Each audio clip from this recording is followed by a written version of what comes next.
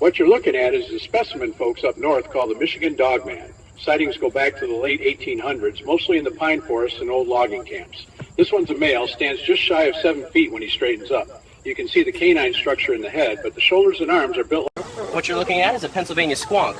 They're naturally shy, so we built the enclosure with lots of shade and a little creek on the far side. That loose warded skin doesn't fit no matter how big they grow, and it leaks constantly.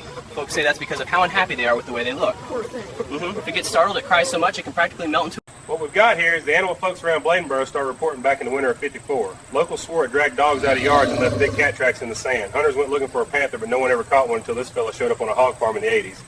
He's close to 6 feet from nose to tail, heavier than any cougar web weight, and as you can hear, he's got a voice. This is our resident jackalope, a pronghorn rabbit hybrid.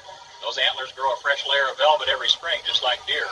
Folks say they can mimic human voices, and they're quick as lightning out on the prairie. Ours spends the heat of the day in the shade, chewing hay and cooling off at that tin water pan. This is the Ozark howler, sometimes called the bear cat. Grown males can top out at close to 200 pounds, and you can see the 2 ridged horns right up on the crown of his head. Those are all bone covered in a thin sheath like a bighorn sheep. The dark coat helps him blend into the hills, and that... 100 pounds, a sasquatch, and you can see him just ahead there. That's our male, about 8'2", close to 700 pounds. He's been with us since '93. Wow. His coat looks dark brown in the shade, but when the sun hits, you get that rust color coming through. Very quiet animal. Watch how he steps. This is our slide rock bolter, a slope-dwelling predator from the San Juans. You can see how its head is shaped like a wedge of granite. That tail back there is split like an axe. When it sets itself up on a steep mountainside, it hooks those flanges over a ledge and waits. When something moves below, it lets go and rides the whole face of the rock, mouth first, like a living bobsled. What you're looking at is commonly called the Loveland frogman. He stands a little over 4 feet when upright, though he doesn't often stay that way. Notice the webbing on his hands and the extended calves, built for swimming and short bursts of leaping. He's primarily nocturnal. Right around dusk, he'll move into the water and hunt. Folks, that's the Honey Island swamp monster you're looking at. This one was captured just upriver in '94 after a hurricane flushed him out of the bayou. Stands a little over 7 feet, weighs close to 400 pounds. See the webbing between the toes there, helps him move quick through the water. Those yellow eyes shine at night like a gator. Folks, you're looking at what locals around here call the Missouri Monster, or just Momo. Reports go all the way back to the early '70s, tall, hair-covered, and strangely shy. This one was found along the Mississippi Bluff line about 5 years ago. Stands about 8.5 feet when he straightens up, weighs in over 400. Right here is our male river drake. Locals call him a lizard man, but he's closer to an amphibian. That crest along his back helps regulate heat, which is why he'll sit out on that rock until he warms up enough to move. See how his pupils thin down? That's him adjusting to the sunlight. The webbing on his... What you're looking at here, folks, is the beast of Busco, an alligator snapping turtle we estimated over 200 pounds and about a century old. That shell stretches over 4 feet, about the length of a john boat. He mostly sits in the mud, but when he decides to move, the whole pond moves with him. That beak of his can snap a broomstick. What you're looking at here is the animal we call the skunk ape. He's about 8.5 feet from heel to crown and weighs close to 400 pounds, mostly muscle. That reddish coat is real thick through the shoulders, thinner on the face and hands. Folks always mention the smell, musk mixed with swamp water. That's where he gets the name. He's an omnivore. What you're looking at is the specimen we call the Dover demon. It's nocturnal, so we keep the enclosure dim.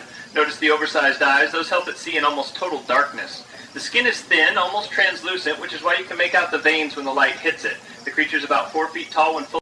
You'll notice those eyes first. They're not lights. It's a natural reflection in the tapetum of the retina, brighter than any owl we know. The wingspan, when fully extended, measures just over 12 feet, though he keeps them folded most of the time. He uses those antennae like a bat uses ears, picking...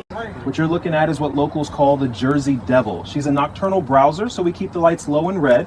Notice the long face and the split hooves like a goat, but the body is more deer-like.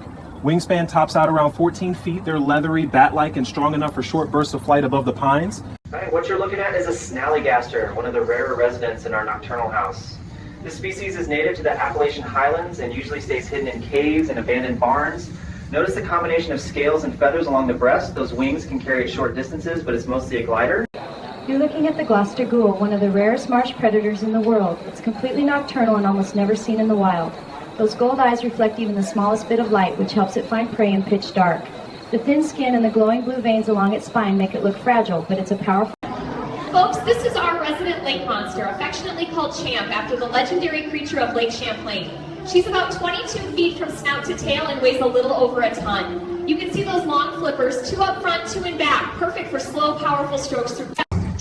What you're looking at is our Bear Lake specimen, a deep water predator rarely seen anywhere else. Notice the bands of light under its skin. That's natural bioluminescence used to lure prey in the lake's murky depths. She breathes air but can hold it for close to an hour. What you're looking at here is our Oklahoma octopus. It's a species of freshwater octopus unique to these parts, found in some of our lakes. We got this one in a brackish setup so folks can get a closer look at its behavior. Notice the reddish color along the mantle. When it's relaxed like this, it shows those warm tones, but it can darken or take on patterns to match the